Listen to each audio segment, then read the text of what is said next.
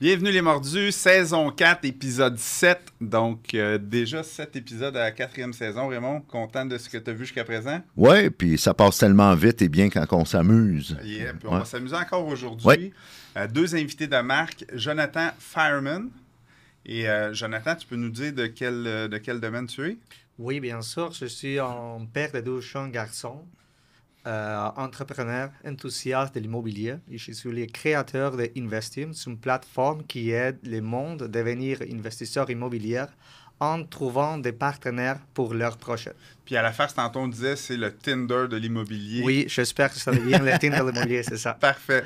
Notre deuxième invité, Antoine Fegali. Antoine, déjà depuis 2010, on a suivi le coaching du club ensemble.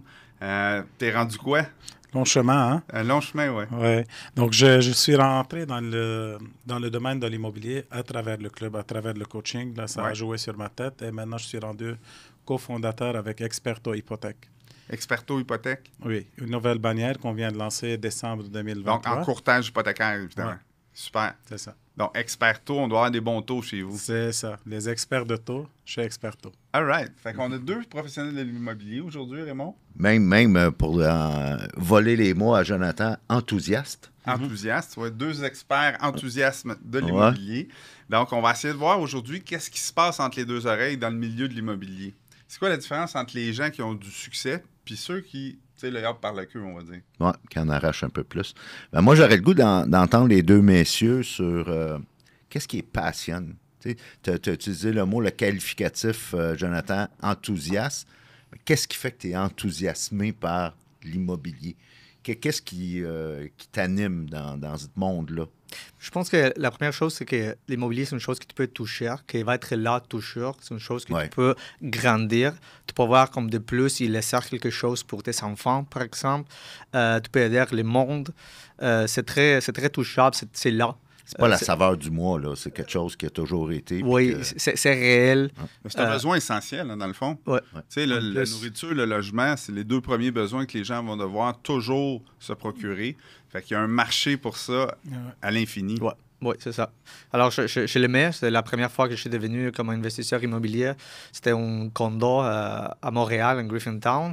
Et vraiment, la première fois que j'aimais ça, c'était pas facile au début. J'avais des challenges, mais... Pour le fun, c'était en quelle année? Je l'ai acheté le condo 2015. 2015, donc c'était quand même le début de Griffintown. Là. Oui, c'est ça. C'était plus difficile à louer à cette époque-là. Là. Il n'y avait pas tous les restaurants puis le nightlife qu'il y a maintenant. C'est ça, je suis habité là pendant 5 ans, dans mon condo. Et après, je l'ai loué, je me suis déménagé à l'ouest de l'île. Alors, je l'ai conservé, le condo, et j'ai commencé à louer. C'est là que je suis devenu un investisseur immobilier. Je suis devenu comme un enthousiaste. J'ai vraiment aimé l'expérience. Et ce n'était pas une expérience facile. J'ai beaucoup de difficultés. Comme le lendemain que j'ai signé avec mon locataire, il m'a appelé pour dire « je ne pourrais pas te payer ». Comme le lendemain. Parce que c'était au début de la pandémie. Ouais. Et c'est ça que ça a commencé, le parcours. Mais même avec ça, j'ai vraiment aimé l'expérience. Et après quelques années, j'ai vendu mon condo. J'étais prêt pour acheter quelque chose de plus grand, comme multifamily. Et là que je commençais l'entreprise parce que je me suis rendu compte que je ne voulais pas le faire toute seule. Je voulais le faire avec un partenaire parce que je n'avais pas les moyens, le temps, l'expérience. Alors, je voulais le faire avec quelqu'un, mais je ne connaissais pas quelqu'un pour le faire. Alors, j'ai dit, c'est un problème que c'est sûr que beaucoup de monde, ils ont le même problème de vouloir faire un projet, mais ne sont pas les moyens, ne sont pas les partenaires. Ouais. Alors, c'est ça que j'ai commencé la plateforme pour trouver des partenaires et pour aider le monde à trouver des partenaires. On va revenir à la plateforme. Moi, ce que je trouve extraordinaire, c'est que malgré qu'à sa première journée d'investisseur immobilier, il y a eu un problème à régler, il y a encore le mot enthousiaste. Ce qui est le fun, là, c'est que l'immobilier, c'est un peu ça, hein? C'est de gérer des problèmes avec enthousiasme. Être un investisseur immobilier, un immopreneur, ben, c'est ce qu'il faut faire. Il faut gérer des problèmes avec une bonne attitude. Puis c'est ça qui va faire gage que finalement, tu vas aimer ça ou pas faire de l'immobilier. Parce que c'est à chaque fois qu'un locataire t'appelle, tu deviens crispé puis enragé parce que tu dis il faut que je règle un problème. Mais c'est ça ta job, régler des problèmes. Fait que si à la base, tu le prends avec une bonne attitude, mais qu'est-ce qui va arriver? Tu vas avoir du plaisir à faire de l'immobilier. Mais c'était comme ça que je peux comme, sauter comme ces problèmes avec la bonne attitude. J'ai parlé avec lui. J'ai fait une solution comme les premiers 3-4 mois, il a payé comme la moitié.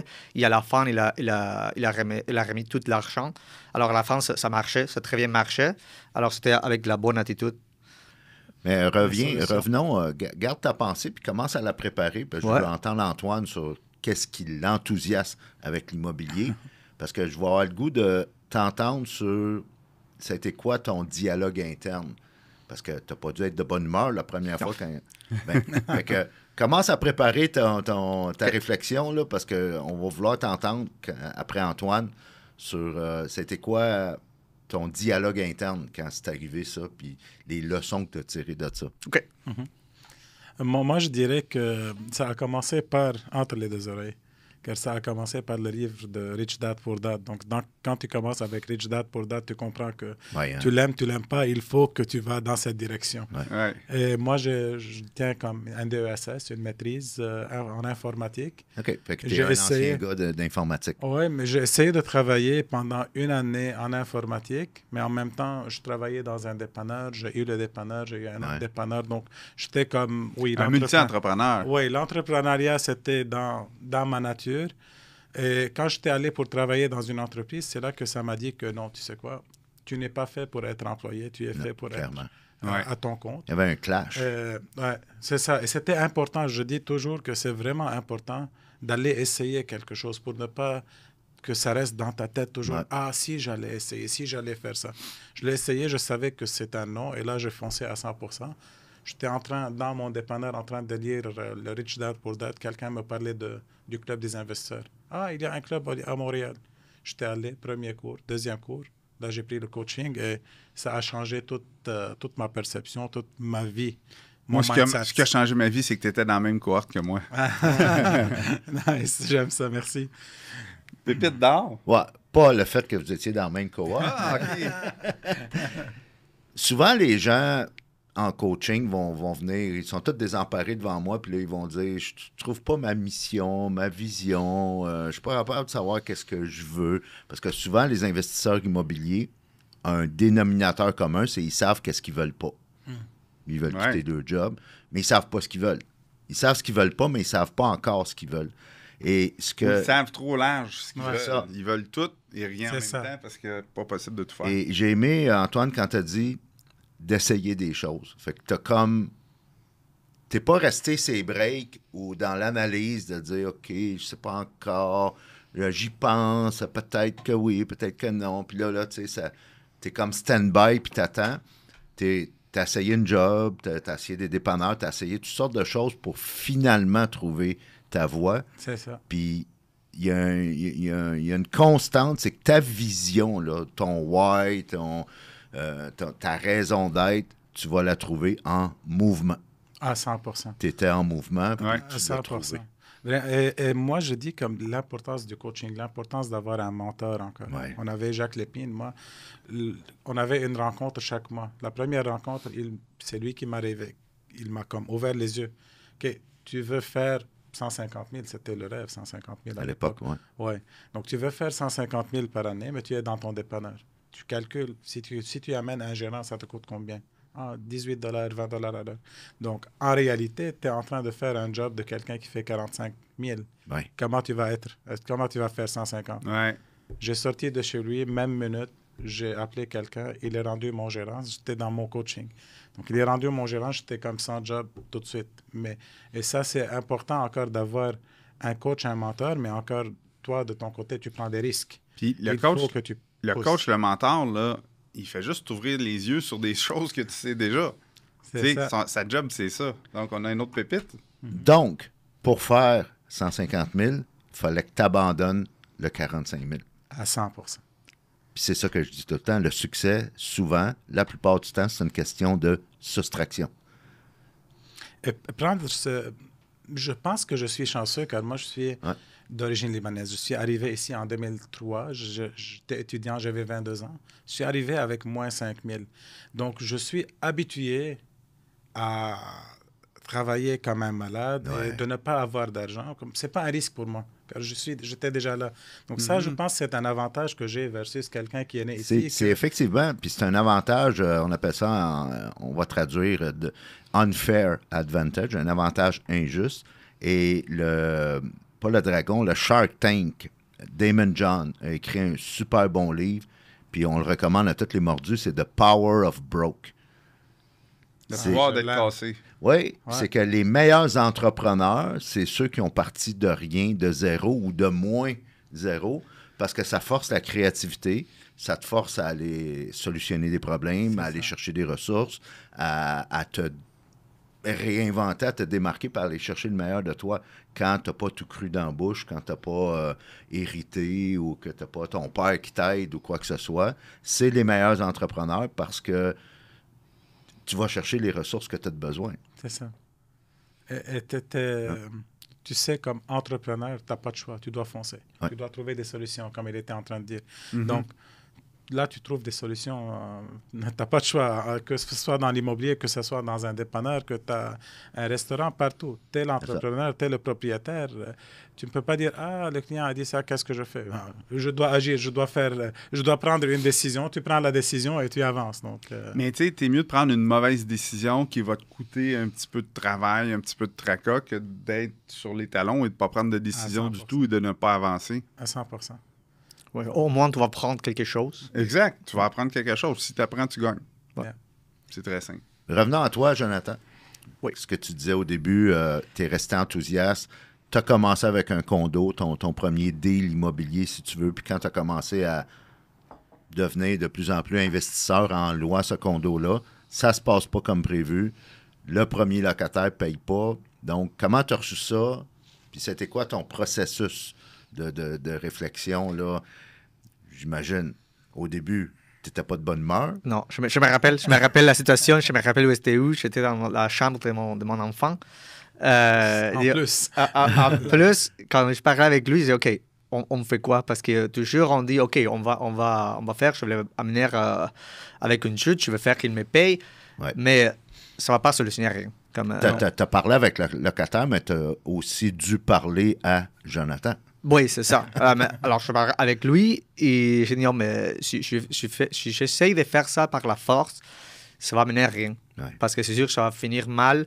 Il est déjà signé, il peut rester là pendant des mois sans payer. Alors, la meilleure chose, c'est d'arriver à une solution que ça nous convienne à nous deux. Et là, il va payer, je vais avoir l'argent et après, on verra. Et là, c'est ce que j'ai fait. J'ai parlé avec lui. OK, comment est-ce qu'on peut faire? Si tu payes la moitié, j'étais chanceux que je pouvais avoir juste la moitié. Pour moi, c'était correct. Alors, j'étais chanceux avec ça. Et c'est ça qu'on a fait. Il a payé comme la moitié pendant 3-4 mois. Il a remis l'argent à la fin du contrat. C'était 18 mois. Ça marchait très bien. Et je pense que si j'aurais fait autre chose, ça serait fini pas bien. Mais s'il n'y a plus de discussion, bien évidemment, là, ça va mal, puis on se ramasse devant le tribunal administratif. Ouais, c'est ça. Paquet de troubles pour rien. Ce que tu as accepté de faire, c'est de faire un compromis. Ce compromis-là faisait l'affaire des deux parties, puis ça a permis de garder une bonne entente avec ton locataire. Imagine, 18 mois à t'obstiner avec lui après parce que, je sais pas, le TAL décide de la même chose. Tu arrives au TAL, puis il propose au TAL. Le TAL va dire, OK, on y va comme ça. Ben, tu es pris avec un jugement en plus. Puis là, tu n'as plus une bonne relation avec ton locataire. Moi, je suis toujours avec un principe dans ma vie comme, oui, je vais essayer de me blinder documentairement, mais je n'ai jamais réglé un problème avec les documents où je paye pour régler des problèmes. Je trouve que c'est beaucoup moins cher. Paye pour régler le problème et fonce pour aller en exact. La documentation, les garanties qu'on va prendre, les cautions qu'on va prendre, bien ça, c'est des outils qui vont nous aider à mieux négocier. Mais c'est pas ça qui va régler le problème. Ce qui va régler le problème, c'est la bonne attitude puis le consensus. Si on met de l'eau dans notre vin, toutes les deux parties, là, puis pour être un bon investisseur immobilier, il faut apprendre à montrer à nos locataires à faire le consensus aussi. Parce que s'il y a juste nous qui le faisons, ben, on ne sera pas heureux là-dedans. Là. Donc, il faut devenir une superstar à le montrer à l'autre comment faire. Et tu es en train de dire entre les lignes que quand tu commences comme investisseur immobilier, c'est pas des bâtisses que tu gères. D'abord et avant tout, c'est des humains. Exact. Partout. Exact. La bâtisse, c'est ça, la business. Hein? Elle n'a pas de réaction, elle n'a pas de sentiment. Fait que c'est facile à gérer. Tu peux planifier un calendrier d'entretien, tu peux planifier des travaux, mais les humains, tu ne peux pas planifier comment est-ce qu'ils vont réagir puis ce qu'ils vont vivre dans leur vie. Fait que nos mordus d'immobilier qui n'ont pas encore commencé, qui n'ont pas fait le premier deal, là, on peut leur dire t'aimes-tu les humains? Parce que c'est un prérequis. C'est un prérequis. C'est un prérequis parce que pour de vrai, ils vont nous en faire voir de toutes les couleurs, ces humains-là. Là. Mais dans la vie, c'est tout transactionnel, c'est toutes des négociations. Même toi, avec ta femme, avec tes enfants. Avec ma femme, je ne peux pas négocier. Mais c'est ça. Mais il faut qu'elle décide les choses que tu influences. Exact. Ça, c'est bien. Mais c'est ça le truc pour de vrai, parce que dans n'importe quelle relation, comme tu dis, si tu essaies d'imposer tes idées, ce qui va arriver, il y a un braquage qui se fait, puis ça devient difficile à gérer. Si tu deviens plus quelqu'un qui va influencer selon comment est-ce que tu vas amener ton point, puis que l'autre personne va penser qu'elle a pris la... Vous rêvez d'agrandir votre parc immobilier, mais vous vous sentez submergé par la paperasse. Les tâches administratives vous volent un temps précieux? Nous vous recommandons Plexflow, le logiciel de gestion locative centralisé qui automatise vos tâches administratives et vous permet de rester concentré sur vos objectifs de croissance. Rendez-vous sur plexflow.ca pour un essai gratuit de 30 jours. Décision par elle-même, et là, tu pars gagnant à chaque fois. Là. C'est ça. Jonathan, parle-nous maintenant de ton nouveau projet, là, ton nouveau bébé. On a dit à la blague tantôt le tender de l'immobilier. C'est quoi l'idée, l'intention, la genèse de cette idée-là quand tu as décidé de lancer ce projet d'affaires-là? L'idée, vraiment, c'est baisser les barrières pour investir dans l'immobilier. Je trouve qu'investir dans l'immobilier, c'est pas facile du tout. Maintenant, c'est rendu plus difficile avec le taux d'intérêt. Le taux d'intérêt, les lois, oui, c'est très difficile. Alors, mon idée, c'est vraiment de baisser les barrières. Une façon que je trouve pour baisser les barrières, c'est de mettre le monde ensemble. Mm-hmm. On met ensemble notre ressource, notre temps, notre connaissance, notre contact. On met ensemble tout. Et de cette façon, ça devient plus facile pour tout le monde. Si moi-même, moi seul, je peux acheter un duplex, c'est sûr. Avec lui, je peux acheter peut-être un quintuplex, 5 unités. 5 unités, ça devient moins cher que 2 unités. Mais avec Jocelyn, tu vas acheter ça. Ah! Excellent. Encore mieux. Mais faut-il les trouver, ces 100 unités-là, qui sont rentables, qui sont un bon deal? Tu sais? Oui, alors c'est l'idée, de vraiment baisser les barrières d'entrée dans l'immobilier. En mettre le monde ensemble, c'est un problème que j'avais parce que je ne voulais pas le faire toute seule. Je me rendais compte de ça avec mon condo. C'était loin, c'était difficile avec les enfants. Alors, ça, c'est vraiment l'idée. Pour ça, c'est gratuit pour ne pas amener des autres challenges. Et en mettant le monde ensemble, le monde, il peut acheter quelque chose de plus grand, peut faire les projets. Ça, c'est vraiment l'idée. Un genre on disait Tinder à la blague, là, mais c'est un genre de réseautage, si on veut, de networking. Une communauté, oui, c'est ça. Une communauté d'investisseurs à l'immobilier. Là, ils se permettent aussi d'acheter dans un marché où est-ce que je ne suis pas à l'aise. Je parlais avec des mondes, ils sont à l'aise à investir peut-être en Trois-Rivières, en Sherbrooke. Mais moi, je ne connais rien en Sherbrooke, en Trois-Rivières, mais eux, ils ont déjà des expériences. Alors, si je veux un partenaire avec eux, je pourrais accéder au marché comme Sherbrooke ou Trois-Rivières, que c'est plus rentable, c'est plus profitable qu'un marché comme Montréal, par exemple. Alors, il y a des bénéfices aussi d'acheter en un marché moins développé et ça devient mieux pour tout le monde. Aussi, il y a une surprise que j'ai eue, c'est qu'il y a beaucoup de monde qui sont très à l'aise, sont prêts pour développer, pas pour juste acheter une propriété existante, c'est pour aussi développer, et ça, c'est ce qu'on a besoin, beaucoup de développement. Beaucoup, il y a chez vous beaucoup de projets qui sont pour développer des propriétés ou de redévelopper des propriétés existantes. Ça, c'était une belle surprise pour moi. Intéressant. Le redéveloppement, ça devient très difficile, hein? Ça prend une expertise avec les urbanistes, la ville, la réglementation. Donc, justement, il y a des gens qui sont prêts à faire de l'immobilier, ils aimeraient ça faire du redéveloppement, mais s'ils peuvent rencontrer quelqu'un qui est spécialisé là-dedans, puis ils joignent leurs forces, parce que c'est pas toujours une question d'argent, hein? C'est une question de connaissances aussi. Moi, j'ai des bonnes connaissances dans certains types d'immobilier, mais demande-moi pas de développer de l'industriel. Je connais pas vraiment ça, j'en ai pas fait dans ma carrière. Mais si je tombe en partenariat avec quelqu'un qui a une belle opportunité, puis de mon côté, j'ai un terrain industriel à développer, puis que lui, il a une expertise pour faire ça, ben si on se joint ensemble... Tout le monde est gagnant. Tout le monde est gagnant, exactement. Tu peux apprendre gratuitement. Exact. Même, il y a des mondes qui sont prêts pour laisser donner comme 10, 15, 20, 30% de leur projet pour avoir quelque chose de plus grand. Moi, je peux rentrer comme un investisseur comme passif, donner 20% de l'argent et je peux apprendre beaucoup du monde qui ont déjà beaucoup plus d'expérience que moi. Je ne suis pas très expérimenté en l'immobilier, mais... fait la force. Ouais. Effectivement. Antoine, parle-nous de ton agence. Qu'est-ce qui vous différencie? Experto Hypothèque, elle est toute différente.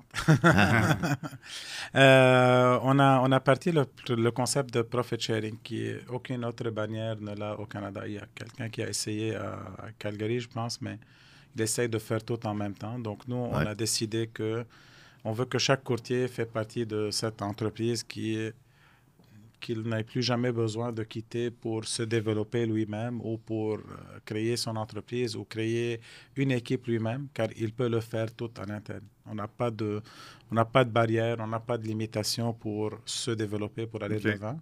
Et chaque fois que quelqu'un va référer un courtier qui va être sur lui, il va avoir de l'argent pour la vie. Et même... ce qui est bien que nous, on était 3 chefs d'équipe, on était avec une grande bannière, on avait chacun une équipe 15-20 personnes. Donc, on a parti Multiprêt et aujourd'hui, on est parti avec Experto et en 4 mois, on est aujourd'hui comme presque 55 courtiers. Dès que les courtiers sont en train d'entendre de nous, comme ils nous écoutent, ils entendent qu'est-ce qu'on fait, ils aiment ça, car nous sommes des courtiers. Et on a dit aux gens qui sont avec nous, on n'est pas comme une bannière ou une agence qui a ses normes et voici comment ça fonctionne chez nous. Non, on est en évolution comme tout dans ce monde-là. Donc, s'il y a n'importe quoi que vous trouvez qu'on peut améliorer, parlez-nous et on va améliorer. On offre un grand support. Chaque matin, on est avec les courtiers, vu qu'on est 3, donc ça nous donne encore ce luxe qu'on peut se permettre. Au lieu que moi, j'étais chef d'équipe, c'était moi qui devais faire tout pour mon équipe. Mm-hmm. Donc là, à 3, on split les tâches. Exact. Beaucoup de support de nos courtiers encore pour aider, car ils croient dans notre formule. On s'est joint à Dominion Lending. Donc là, on a encore les outils de Dominion Lending, l'informatique et toute l'infrastructure qu'ils ont, qui sont bien avancées. Et en plus, on a ajouté des mondes à l'interne. Donc, vraiment, on est rendu globalement une équipe de combien de personnes? 55. 55? Oui. Donc, mais notre ambition, c'est d'ici 2 ans, maximum 3, devenir numéro 1 au Québec et aller plus au Canada. Avec notre formule unique, tous les courtiers sont gagnants. Avec le support qu'on offre, car on a le support, on a le soutien et le service. Donc, il n'y a rien que un courtier qui cherche à se développer dans la carrière, on a tout pour lui. Et il la paye encore dans ses poches. Le taux de commissionnement chez nous, il est parmi les meilleurs dans l'industrie. Vraiment, on est parti d'une expérience que des fois, on perdait des courtiers avec nous car ailleurs, c'est peut-être moins cher.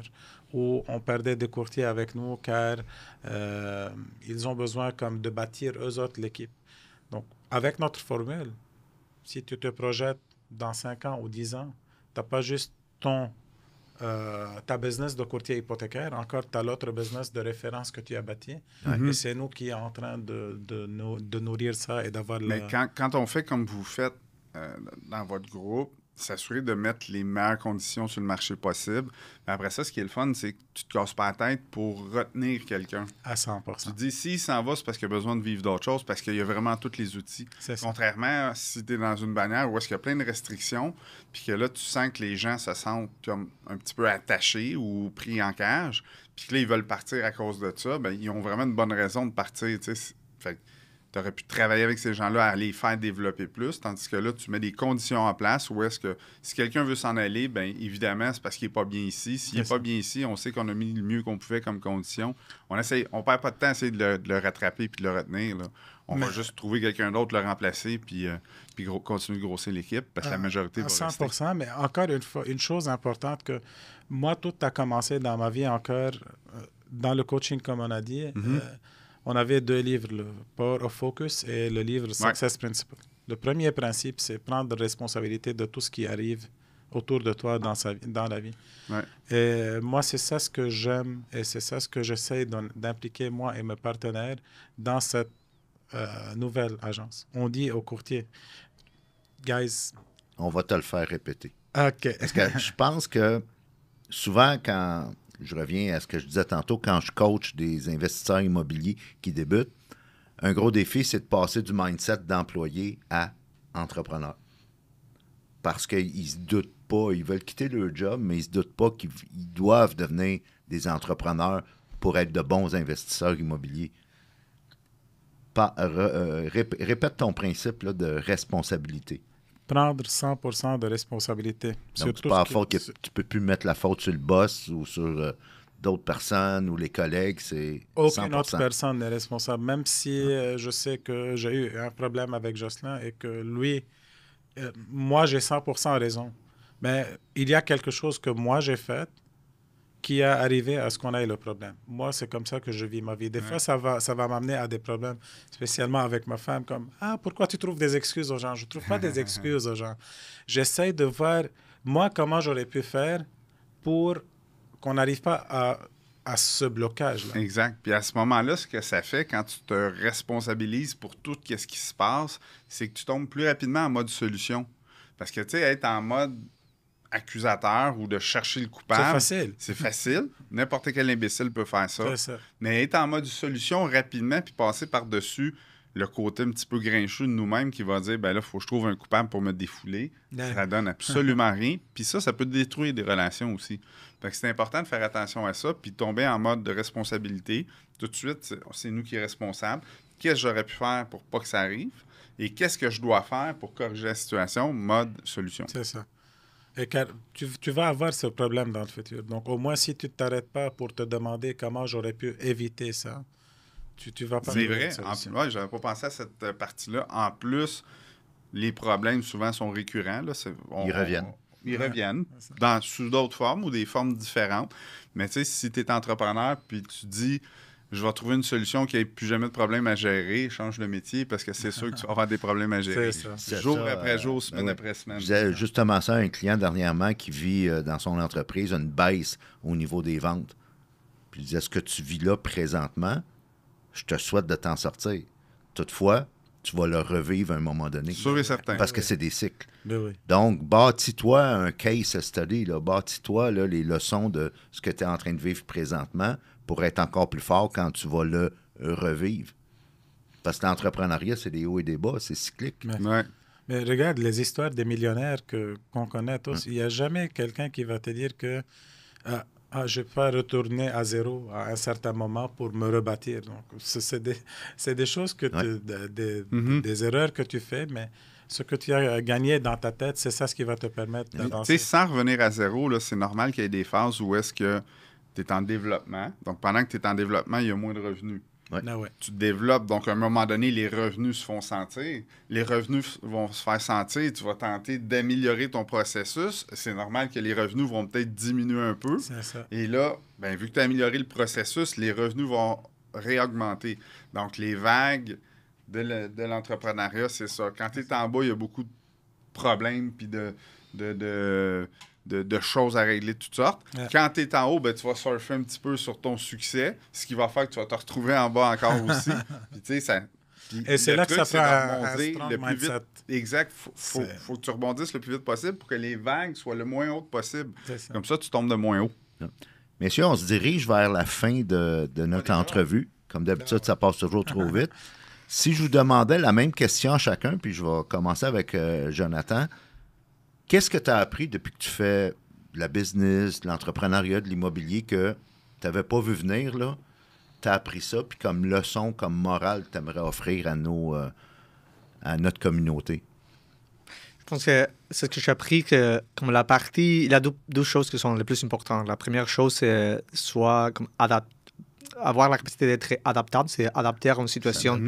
Ça, c'est très, très important parce que si je pense à le plan que j'ai battu au début, et ce que je fais maintenant, c'est rien à voir. Rien à voir, mais c'est correct parce qu'il faut... Complètement différent. Complètement différent parce que les problèmes, tu sauves un problème et après, il y a un autre problème après. C'est la première chose. Et la deuxième chose, que la partie la plus difficile, c'est toujours de chérir les humains. Ça, c'est toujours la partie la plus difficile. Comme créer une entreprise, ça, c'est facile. Créer un produit, ça, c'est facile. Même trouver l'argent, c'est facile. Toutes ces choses qu'au début, je pensais, ça, c'est la partie la plus difficile, c'est avoir l'argent. Non, c'est facile. La partie la plus difficile, c'est créer le produit. Non, ça, c'est facile. Toutes ces choses sont faciles. La partie la plus difficile, c'est de les garder ensemble. Oui, c'est l'amalgame qu'il faut faire. C'est ça, comme la partie de les vendre les produits, la partie de gérer les humains, ça, c'est la partie la plus difficile. Et qu'au début, je pensais, non, cette partie, ça va être très facile. C'est vraiment l'inverse. Alors, pour revenir à la première portion, si tu te fais un plan d'affaires, que ce soit un plan d'affaires écrit, papier que tu partages ou juste dans ta tête, et que tu fais le chemin du plan d'affaires au complet sans avoir à changer puis à modifier ta vision, dis-toi que tu te trompes. C'est sûr et certain que ça n'arrivera pas. Dis-toi que tu as fait une erreur en quelque part, c'est sûr et certain. Mais si tu fais un plan d'affaires concret, puis tu dis, je vais essayer de m'y tenir, puis que tu es adaptatif, donc à chaque fois qu'il y a un problème, au lieu d'avoir de la réticence, de mettre de l'énergie à forcer contre ce qui se passe et danser avec les vagues, obstacles, les défis, les vagues, ben, coudonc, ton chemin va être beaucoup plus le fun, puis tu vas arriver à ton but beaucoup plus rapidement. Oui, et aussi, pas dépenser beaucoup de temps dans les planifications. Je pense que c'est beaucoup plus utile de agir. On va aller faire des choses, même petit à petit. On ajustera au fur et à mesure. Oui, c'est ça. Analyse, paralyse. Oui, c'est ça. Je pense que c'est le plus difficile, le plus dangereux, c'est rester dans les papiers et jamais comme passer à l'action. Je suis tout à fait d'accord. Antoine, ton mot de la fin? Moi, j'aime ce qu'il a dit, encore de l'adaptation et le changement. Moi, j'ai changé déjà comme en hypothèque. J'ai changé trois agences. Donc, je dirais à tout le monde, comme, regarde encore le domaine de courtier hypothécaire. Je parle de mon domaine. C'est un domaine que tu manges ce que you eat what you kill. Comme si tu ne veux pas développer ta business, il ne va rien avoir. Mais dans 10 ans, dans 15 ans, tu ne vas pas avoir la même énergie que quand tu commences. Donc, c'est pour ça que Experto Hypothèque, je vais me faire de la publicité, car nous, c'est toi, ça dépend de toi, mais ça dépend encore, avec notre modèle de profit sharing qu'on a fait, ça dépend de 7 générations en arrière de toi. Donc, donc, même si toi, tu as des mauvaises journées, donc tu as une génération, 2, 3 qui sont en train de rentrer. Ça permet de stabiliser. Ça te stabilise. C'est comme si tu avais plusieurs sources de revenus. C'est ça ce qu'on a cherché, nous, car dans n'importe quel courtier, n'importe quelle personne qui vend des services, dès qu'il arrête de vendre ses services, il va s'arrêter, à moins qu'il a créé un plan immobilier de côté. Donc, nous, c'est ça ce qu'on fait avec Experto. Tu as le plan à côté et tu as ton plan. Donc, développe, fais ce que tu veux et en plus, l'autre, ça vient automatique. Ça vient bien. Et encore, fais de l'immobilier on the side. Donc, sky is the limit. Merci, messieurs. C'était vraiment intéressant. Merci de tous vos beaux conseils. Donc, les mordus, on se revoit la semaine prochaine, même heure, même poste.